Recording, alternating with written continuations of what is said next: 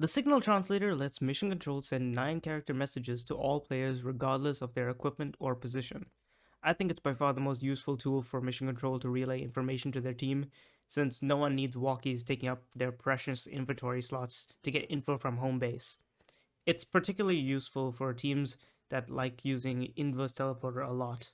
It's so useful, in fact, that I spent some time devising a list of codes and callouts for mission control to use to communicate to their team as effectively as possible. These callouts were made with the assumption that you're going to be working with a 3-man crew who just jumped into the inverse teleporter. They don't know where the entrances are, they don't know where the items are, they don't have any items, and they might be locked in a room where they need to get teleported out. First, we need to distinguish which player we want to talk to. We can use a 3-letter representation of their name for the beginning of the message.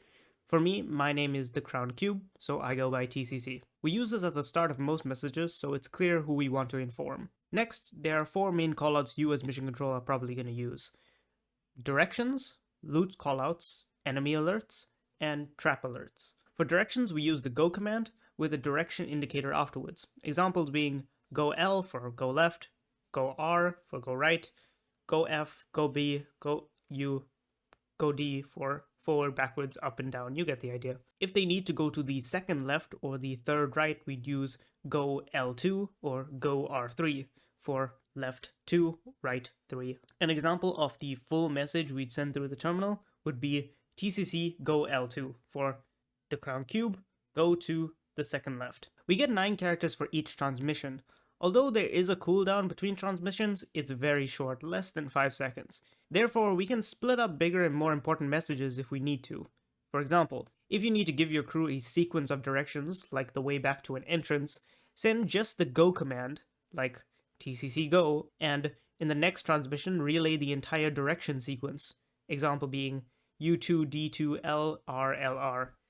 Loot callouts work practically the same as directions, except you use the loot or LT command. Example being TCC loot L for the Crown Cube, loot left, or TCC loot R, TCC LT L2, TCC LT R2. Enemy alerts use shortened versions of the enemy's names: Brack, Spider, Thump, Dog, you get the idea. So we use TCC Brack to indicate to TCC that a Bracken is near them. For really dangerous enemy alerts, it may be better to write the enemy's name first, then the player's name, since the transmission can take a while and everyone knows that collie-heads and brackens wait for no one. Trap alerts include turrets and mines. Any half-decent player can hear a mine and know where it kind of is, but no one is ever prepared to walk into a huge mansion room with 4 turrets looking at them, and you as mission control may not be fast enough to deactivate all of them before your crew gets lit up. For traps, use codes gun and mine with direction indicators afterwards. TCC gun L, TCC mine L, TCC gun L2. All the callouts you've seen before are the ones you're going to use the most as mission control, so I'm just going to speed run through some other niche but still useful codes for you guys. If you're not sure if a player needs to be teleported out or not, write shake for TP. If you see their blue dot shaking left or right, TP them out. If you're playing with less experienced players who can't tell the time without a walkie-talkie, spell it out for them, write 7 PM or 5 PM. If a player is trying to escape the complex but isn't sure if an entrance is safe, write enter clear or fire clear to indicate that either of those exits are free of monsters.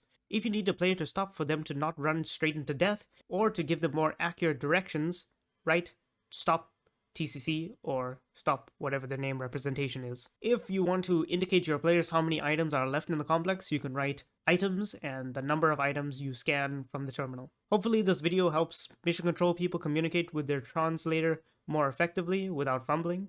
Until next time, goodbye.